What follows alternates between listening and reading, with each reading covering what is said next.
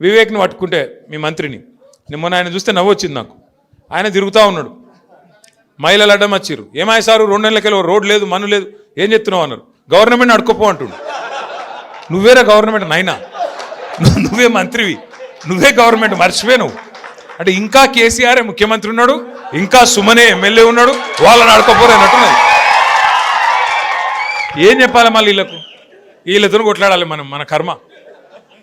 బాధ ఏంటంటే మీరు చూడరు, ముఖ్యమంత్రి గారు కూడా నిన్న మాట్లాడుతుండే ఎక్కడో మాట్లాడుకుంటా ఇదివరకు మంత్రులు ఉన్న వాళ్ళు పొంకనాలు కొట్టిండ్రు వేదిక మీద ఉన్నారు అంటుండు. అంటే ఒక విచిత్రమైన పరిస్థితి రాష్ట్రంలో ఉన్నది. అందుకే వాళ్ళకి అబద్ధాలు కూడా చక్కగా చెప్పస్తలేదు. ముఖ్యమంత్రి గారు ఆయనకు పరిపాలన చేతనైతే లేదు, పాపం నడుపస్తలేదు.